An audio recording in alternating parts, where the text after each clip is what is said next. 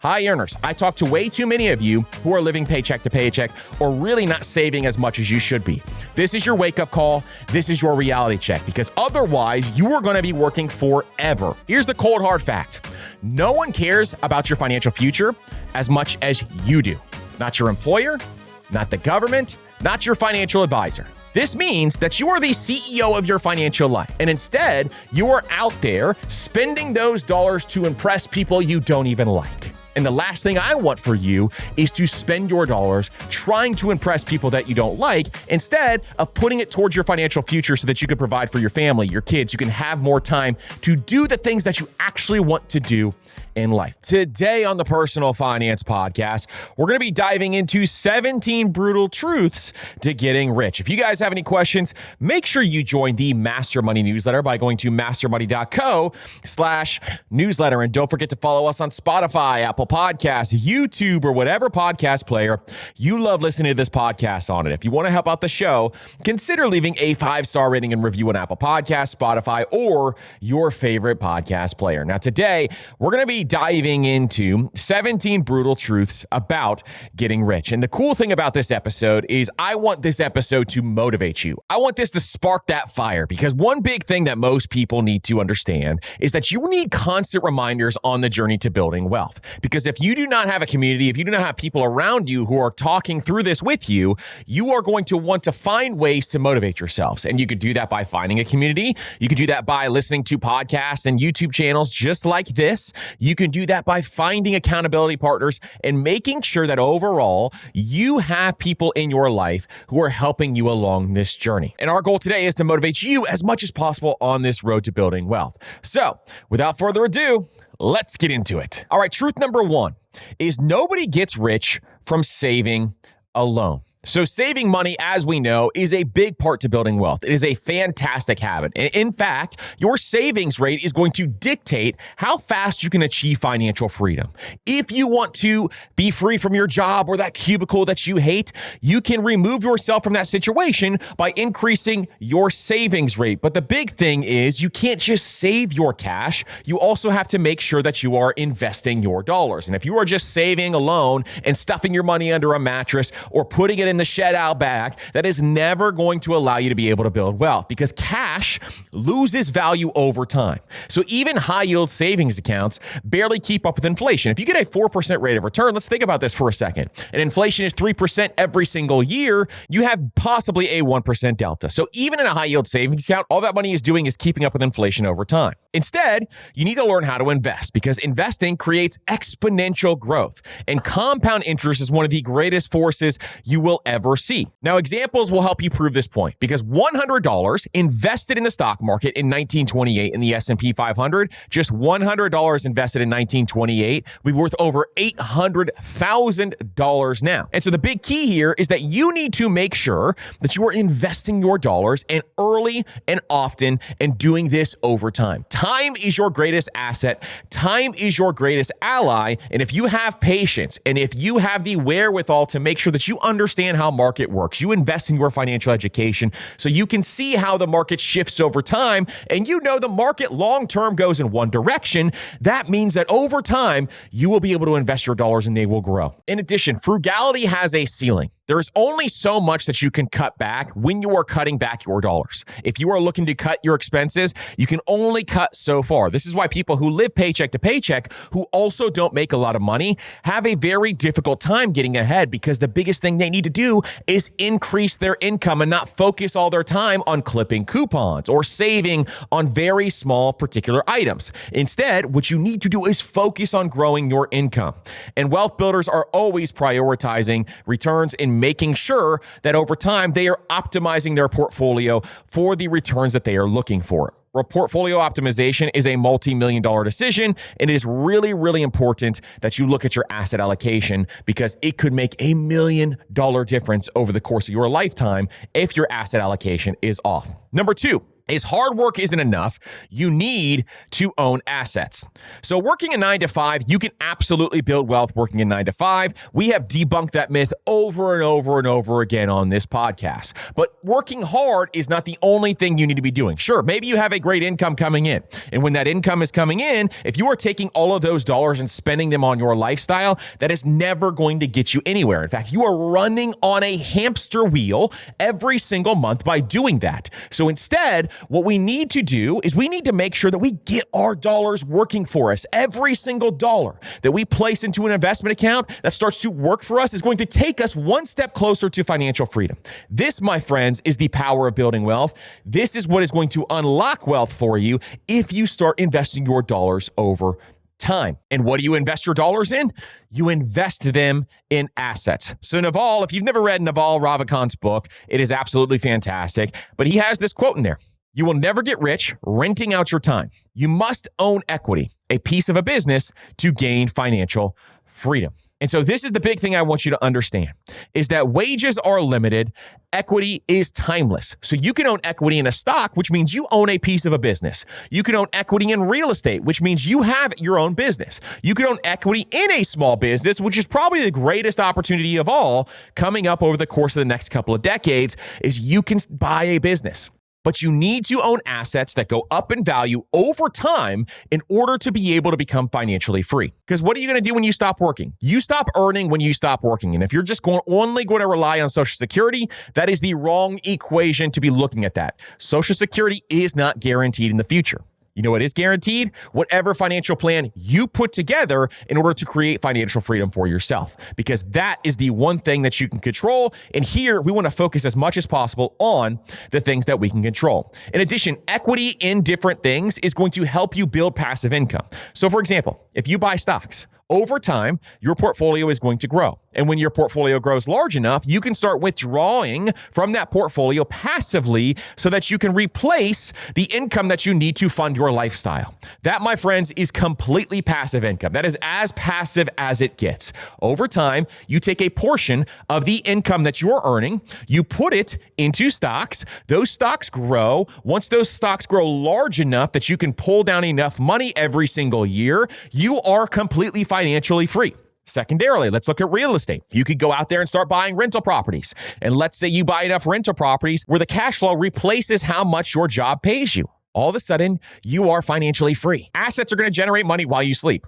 Most millionaires own assets. In fact, I've never met a millionaire who doesn't own assets, because ownership equals upside. So employees get paid for effort, but owners get paid for outcomes. And so because of this, you need to make sure that you are focusing the majority of your time on buying more assets as you are in your wealth accumulation stage. So as you start to accumulate more and more wealth over time, this is where the shift needs to be made. Now, number 3, time in the market beats timing the market. Now, you have heard me talk about this time and time again on this podcast. If you are a longtime listener, I will say this till my face turns blue, because this is supported by historic data. The longer you hold your assets, the more valuable they become over time. In fact, if you invest your dollars in the S&P 500, there has never been a 20-year period since the beginning of the S&P 500 where if you held the S&P 500, you would lose money.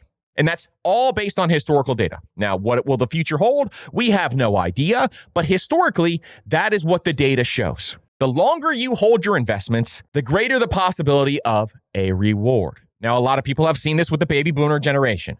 A lot of the folks in the baby boomer generation, they bought their personal residences years and years and years ago. And what happened? If you held on to your personal residence from 50 years ago, you probably have seen a good amount of appreciation in that house. Now, there are a lot of other variables. You've heard me talk about total cost of ownership. Set all that aside. This is just an example to show you how one asset can appreciate in value over time over the course of the long term. Now, Warren Buffett said it best. The stock market is a device for transferring money from the impatient to the patient.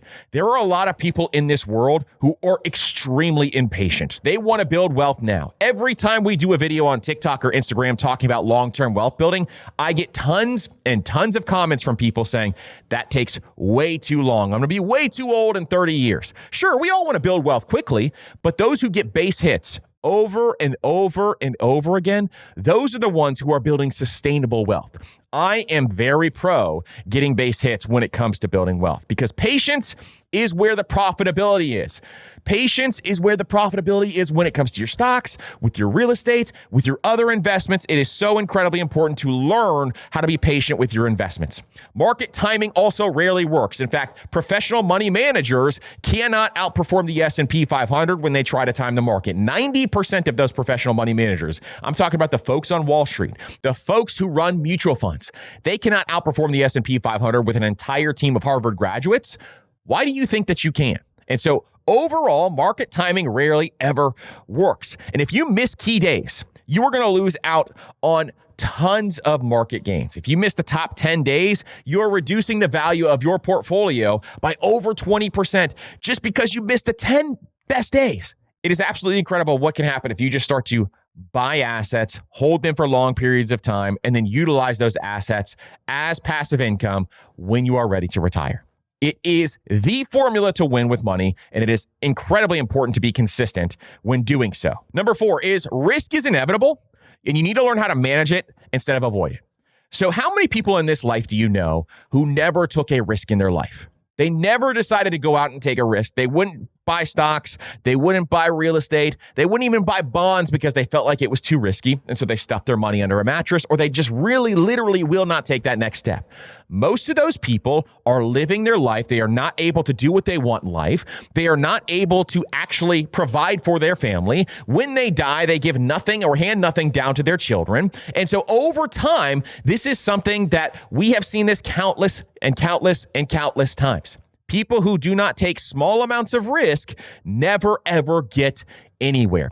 You have to take risks in life in order to get to the next level. If you want to get to a different level, if you want to change your family's financial future, you have to take risks. Now, I'm not talking about swinging for home runs. I'm not talking about taking huge risks. I'm talking about getting base hits. Small risks over time can grow to very large amounts of money.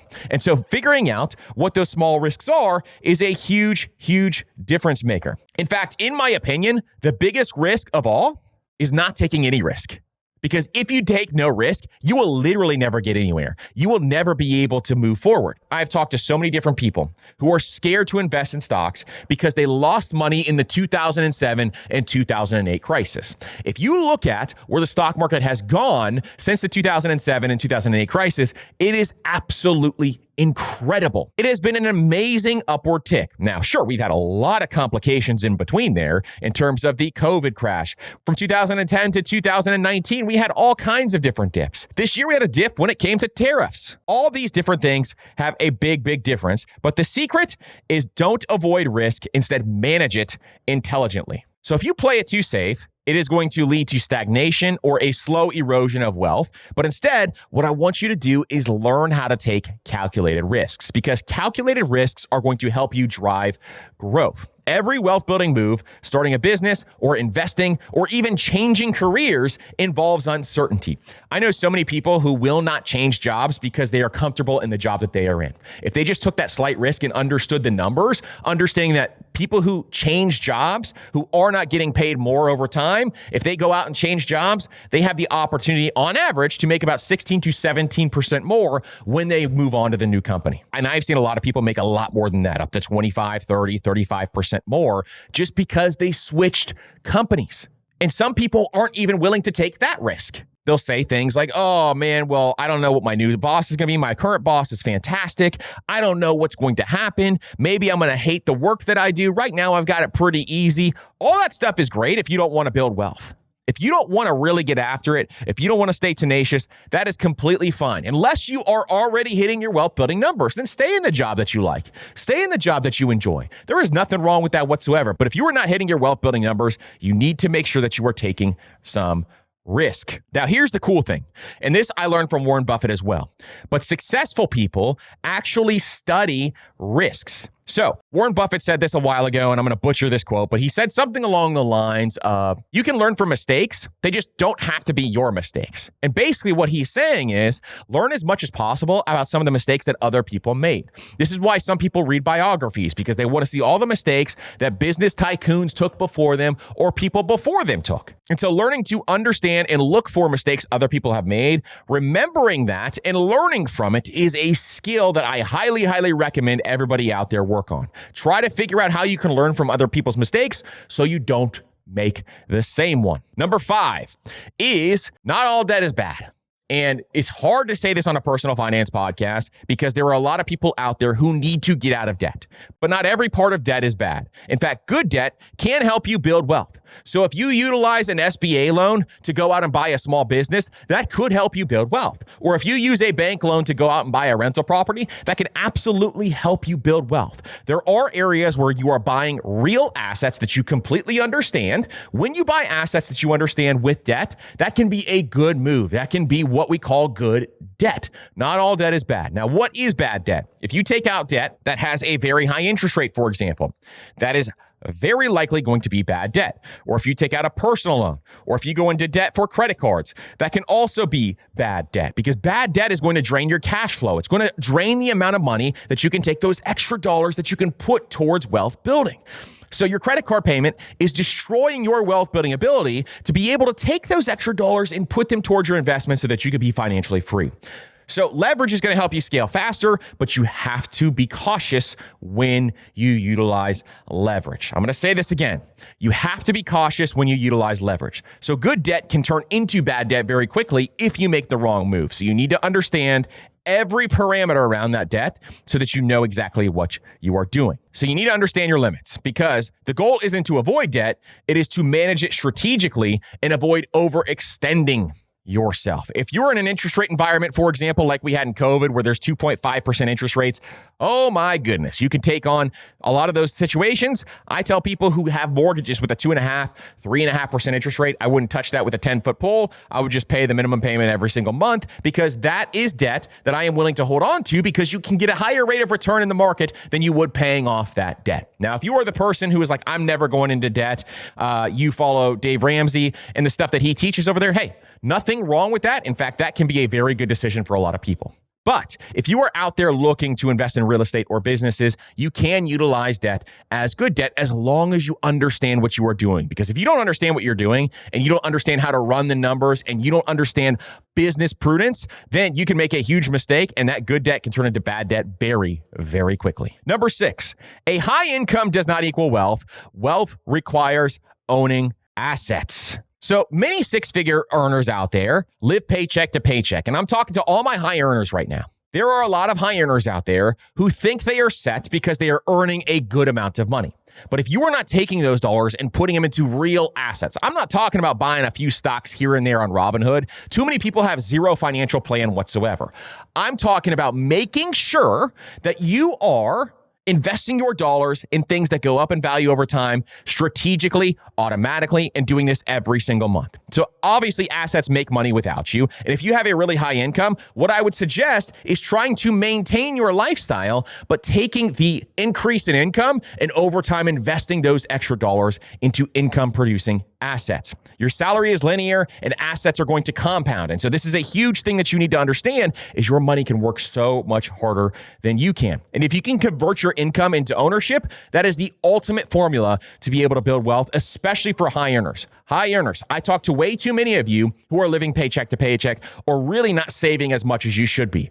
This is your wake-up call. This is your reality check because otherwise you are going to be working forever. And there are too many of you that are not investing enough of your money. And instead, you are out there spending those dollars to impress people you don't even like. And the last thing I want for you is to spend your dollars trying to impress people that you don't like instead of putting it towards your financial future so that you can provide for your family, your kids. You can have more time to do the things that you actually want to do in life. This doesn't mean you don't have to work anymore. This just means you got that FU money where then you can do whatever you want in life. So convert as much as your income into ownership and it will absolutely change the way that you see money. Number 7, building wealth is a long long game, and learning to get rich slow is a skill. So despite what viral success stories and internet gurus promote, building wealth is almost always slow and steady.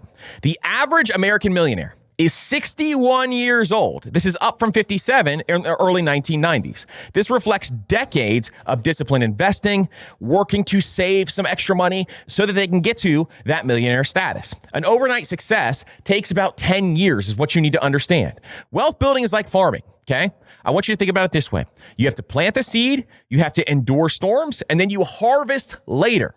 But it takes time, it takes patience, it takes persistence, and it takes a little bit of know-how as well. And so since compounding takes decades and not days, you need to learn how to become patient. And most millionaires, if you look at the average millionaire, they build their wealth slowly. See, here's what happens to a lot of people. Is the folks that get rich really, really quickly, there are a lot of folks out there who have gotten famous on social media because they hit home runs. And they hit these big home runs that are really, really amazing. And the reason why they hit those home runs is a lot of them are outliers. A lot of them are folks that are doing things that most people don't do. And so they'll give you advice like, oh, getting rich slowly is not the way to go. You got to get rich fast. Nobody wants to get rich slowly, yada, yada, yada. But instead, what you need to understand is that most people out there, they get rich slow. Again, the average millionaire is now hitting at 61 years old. And so understanding that building wealth over time, there is nothing wrong with that whatsoever. In fact, I would say that is one of the best ways to build wealth over time because you built it brick by brick by brick. And it is sustainable long-term. Nobody can take that away from you. And it is very controllable when you do it that way. Number 8 is living below your means. The real rich aren't flashy. So how many really wealthy people out there have you seen who are not flashy? I'm not talking about your neighborhood person who is flashing their new Mercedes or their G-Wagon or whatever else they're doing. I'm talking the folks who are really wealthy. If you look at the really wealthy, go look at Warren Buffett. Go look at Bill Gates. There's not a Gucci belt in sight when those guys walk around. And the reason for that is because between them, they understand how money works. They are not flashy for a specific reason. The wealthiest person in this world that I know personally who is a billionaire drives a Ford Explorer. And so this is something I think a lot of people need to understand because Morgan Housel says it best. Wealth is what you don't see.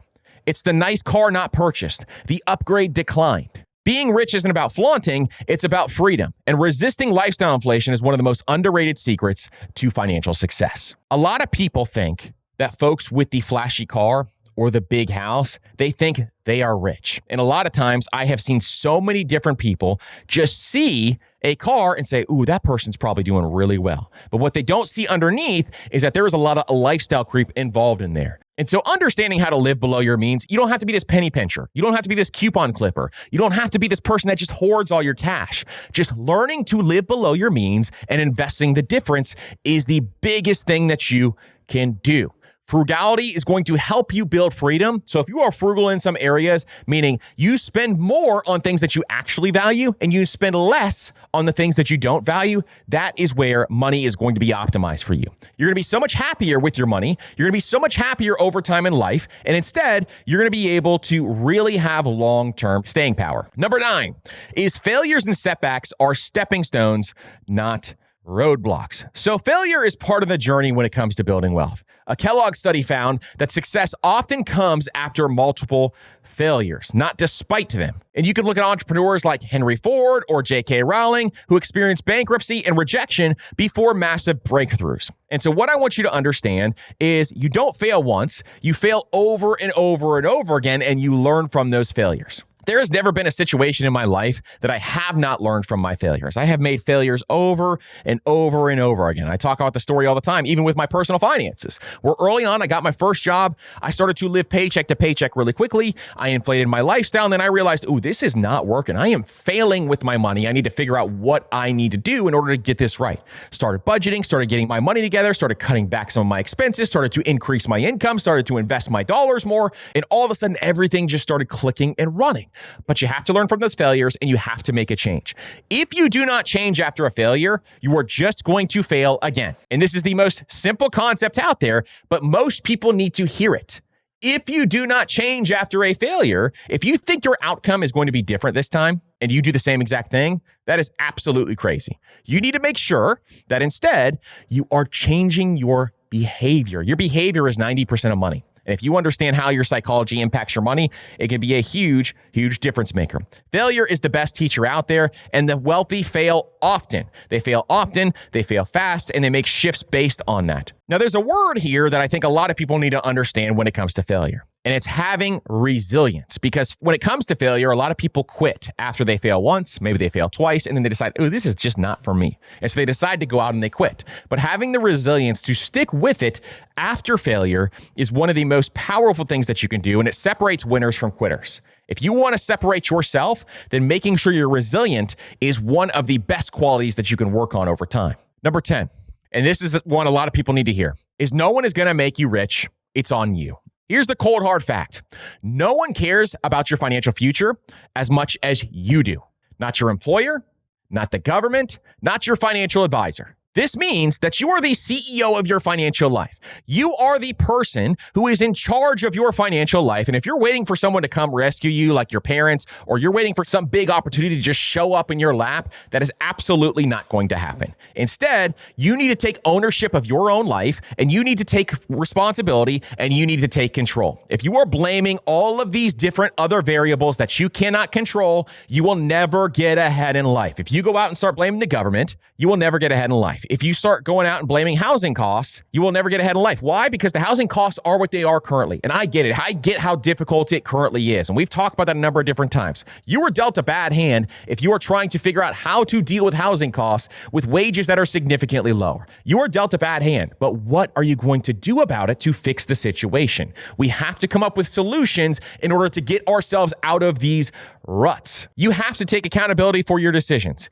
You have to take accountability when you take on too much debt, and now you have to decide and figure out a way to pay it off. There are so many different things that if you take ownership, if you take extreme ownership, Jocko Willink has this great book called Extreme Ownership that talks about this concept. If you make sure that you take extreme ownership over your life will drastically change over time.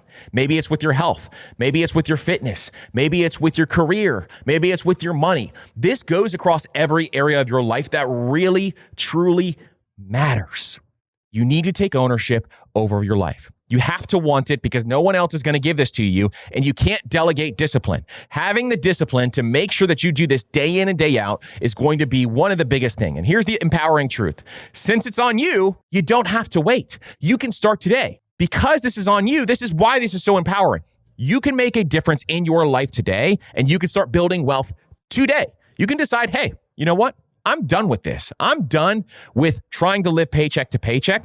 I'm done with just trying to get by. I'm done feeling like I have no freedom whatsoever. I'm done feeling like I have no financial future whatsoever. Instead, I'm going to take the reins and I'm going to take over. And now I'm going to make a big difference in my own life. This, my friends, is going to unlock so much potential for you, and I cannot wait for you to get started by doing this. Now, you know what else you need to take control of? You need to take control of your financial protection plan. One of the most important things that is happening right now is there are data breaches, and there are people out there who are trying to steal your identity. And one of the best things that you can do is you can go out there and remove your personal information from the internet. There are so many data brokers out there who have your information, and they can actually sell your personal information to other people. And so that is why we've partnered with Delete Me. What Delete Me does is they remove your personal information from the internet so that scammers who get part of your information can't find the rest of your personal information on the internet or go out and buy it from these data brokers. It is one of the most important things to protect your finances online, and I cannot recommend Delete Me enough. They have very affordable monthly plans that help remove your personal information so you don't have to spend hours and hours and hours trying to figure out how to do this on countless of websites. Again, Delete Me removed my personal information from thousands of different websites, and I know they can do the same for you. So if you go to joindeleteme.com/PFP20, you can get 20% off of your order at Delete Me. That's joindeleteme.com/PFP20 or use promo code PFP20. You can get 20% off Delete Me. Again, this is one of the best services out there. You need to take advantage of it because Delete Me has saved me hours and hours of time, and it removed my information from so many different data brokers. And the cool thing is they continuously will keep removing your information from those data brokers. They keep checking and making sure that your information is removed so it doesn't show up on a bunch of other various websites. So again, make sure you have your financial protection plan in place. It is one of the most important things that you can do, and Delete Me is the first step to doing it. Now, number 11 is the crowd is usually wrong. And so learning to think independently is one of the most important things that you can do. So following the herd might feel safe in the moment, but it rarely leads to extraordinary results. So a study from Chicago Booth showed that entrepreneurs who zigged while others zagged were more likely to get funding and go public. So Warren Buffett said it best. Uncle Warren said, be fearful when others are greedy, and greedy when others are fearful. Building wealth often means thinking different. It often means investing when others are scared and holding back when others rush in. And so what happens a lot of times is the herd will go and chase the hype. So for example, you have seen meme stocks starting to boom again as of late. And so what happens is a lot of people will go and join the herd and they will chase that hype over time. And all of a sudden, what happens with meme stocks? They drop very, very quickly. And so if you get caught in all that madness and all that mess, you are most likely going to lose money.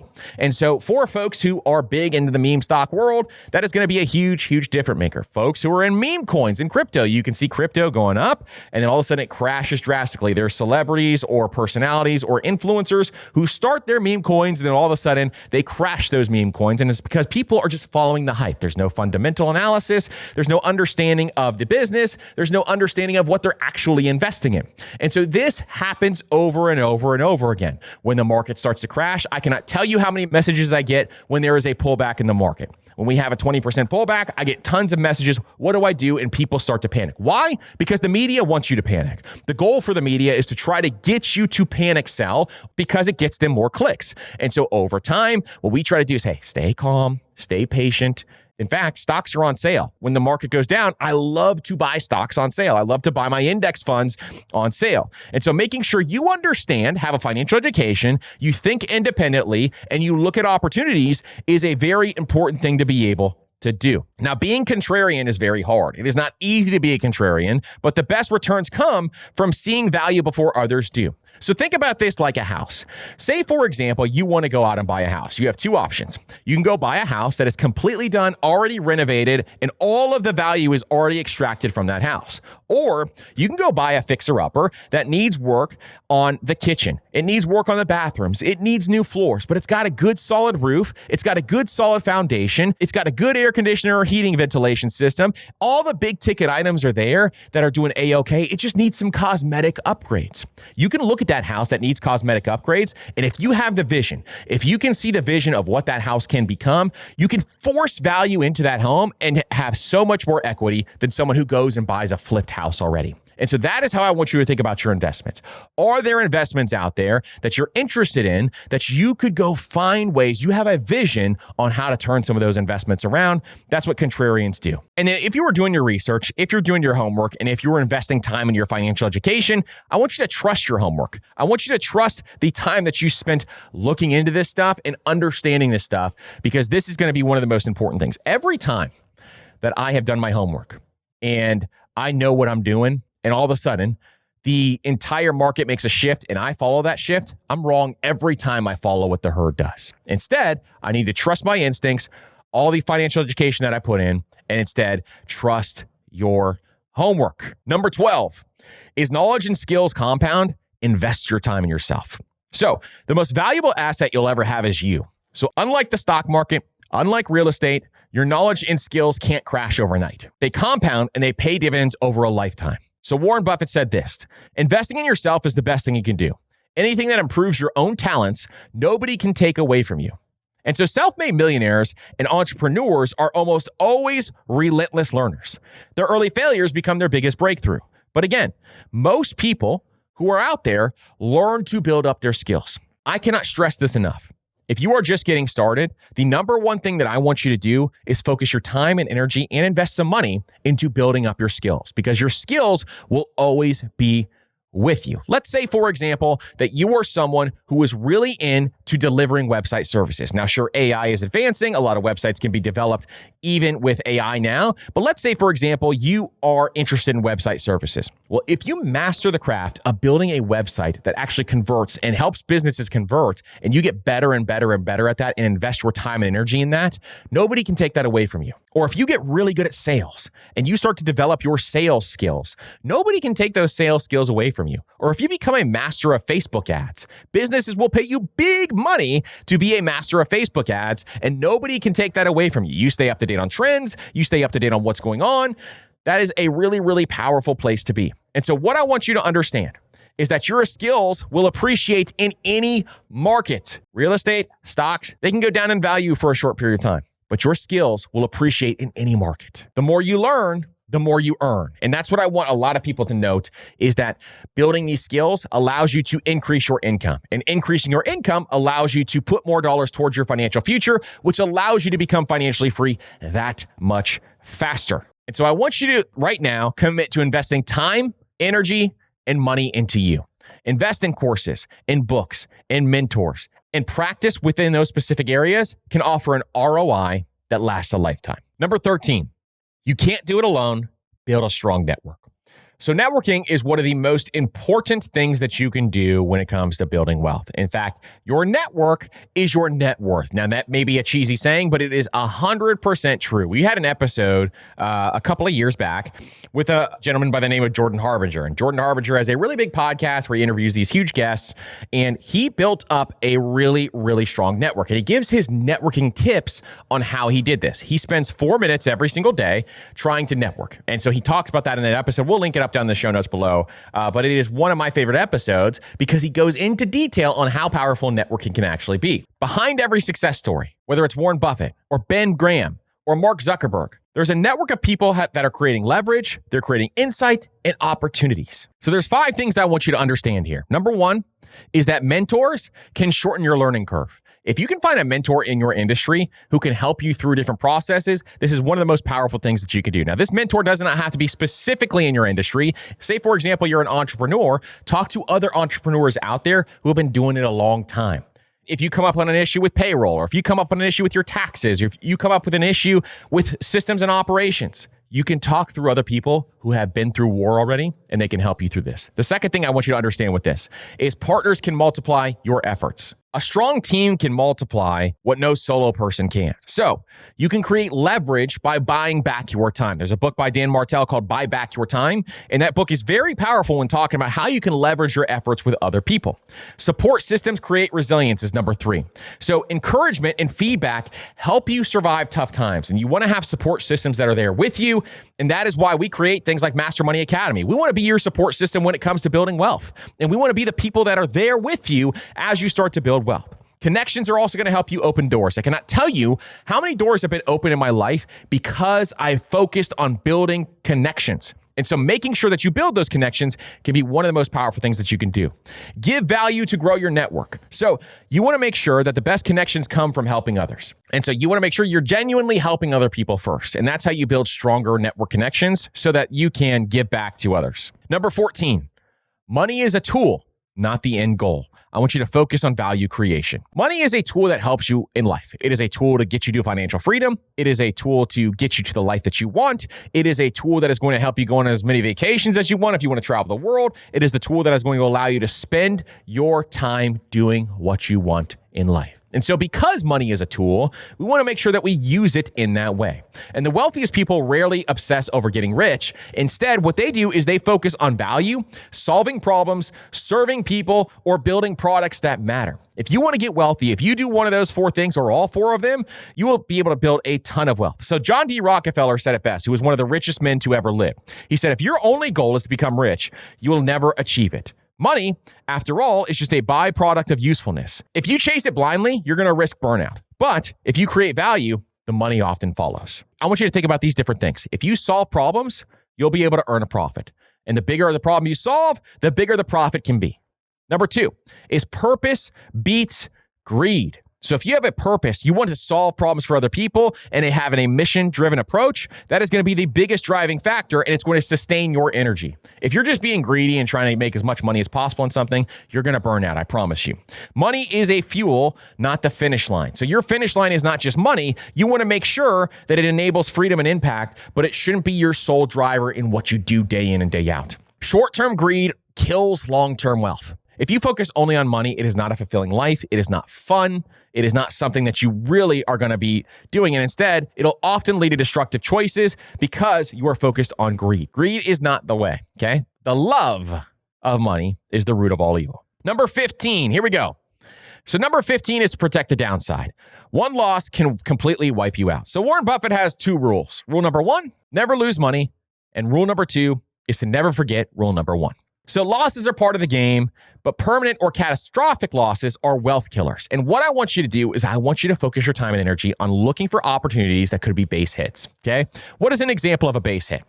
A base hit is going an entire year maxing out your Roth IRA, or a base hit is going an entire year maxing out your 401k, or a base hit is saving 20% of your income. What else can be a base hit?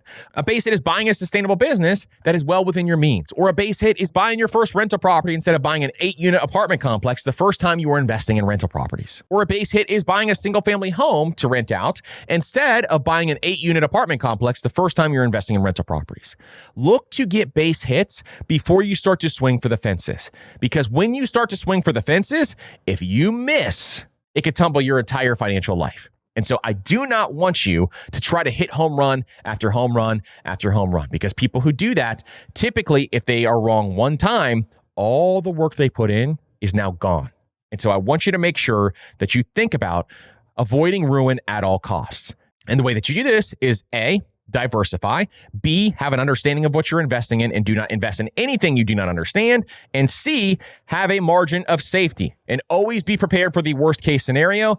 If it wouldn't kill you, it's probably manageable. Also, never, ever, ever, ever, ever, ever, ever bet the farm. Even confident decisions could put everything on the line and they can absolutely destroy you. Some people need to hear this right now because it is one of the most important lessons that you can learn in life. Number 16 is to keep lifestyle inflation in check, because income means nothing at all if it's all spent. So you can't out-earn spending habits. And 78% of former NFL players and 60% of ex-NBA players face financial stress or bankruptcy within 5 years of retirement, according to Sports Illustrated.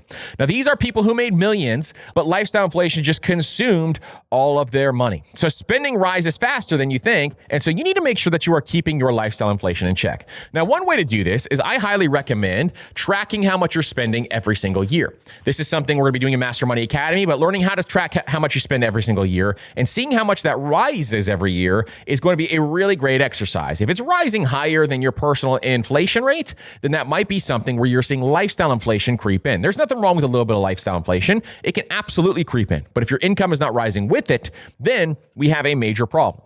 So avoid the trap of upgrades. A raise shouldn't mean a bigger house or flashier car every single time. Instead, we want to make sure that we are doing this in a way that is affordable. And we talk about percentages all the time, and that is why we talk about those. Wealth is what you keep, not what you earn. And so remember this when you are trying to make a spending decision, especially with some of those big decisions. I want you to spend as much of your money as possible on your dreams and your passions and your realities. But what I want you to do is overall, I want you to think about this in a way that makes sense for you. Now, number 17, this is one that I absolutely love, and multiple income streams create stability and growth. So one source of income is fragile. So if you are in a household, for example, where one person earns an income, the other person stays home, and that's the only income that you have, that can be fragile, meaning that could be one other person's decision, your boss's decision, away from you having zero income sources. So making sure that you have multiple income sources is really, really important. Now, you hear people say all the time, oh, most millionaires have 7 income streams. You don't need 7 income streams, but you do need to make sure that you are protecting your downside. And so when you do this, making sure you diversify your cash flow can be really, really important. And so looking for ways to make extra money or looking for ways to have additional income streams that can protect that downside can be very, very powerful. So diversify income like you diversify investments. And so relying on one job or one client is really, really dangerous. Now, if you're looking to build income streams, I would build them one at a time. You can start with your main income, try to raise that main income, then layer in others as you grow your capacity and your extra dollars. So investing into index funds and ETFs, or investing into real estate for cash flow, or investing into some of these areas can help you produce more income. Now, reinvest side income for faster growth. So if you have side income coming in, taking all those extra dollars to invest into other income streams can be really, really powerful, because income resilience is going to equal peace of mind. The more income streams you have, the more peace of mind you will have over time. Even smaller streams can add up. Let's say, for example, you flip things on eBay. Well, even those small income streams can really add up over time. And maybe you can max out your Roth IRA every year by doing that. Or maybe you can take those extra dollars and start investing into real estate because you're flipping items on eBay. It's creating various income streams, some passive and some active, that can help you really diversify those streams is going to be one of the most important things. We're going to do an entire episode on building your multiple income streams and the framework on how to think about this. And so really excited for that episode coming up. And if you're interested in that, please let me know because we are going to have that coming up here very, very soon. Listen, thanks again for listening to the Personal Finance Podcast. I truly appreciate every single one of you investing in yourself because it's exactly what you're doing when you spend your time listening to this podcast. I hope this episode motivated you. I hope this lit a fire in your gut to get to wealth building, get the ball rolling, and get to the next level for you, your family, and your future. Thank you again for being here. We will see you on the next episode.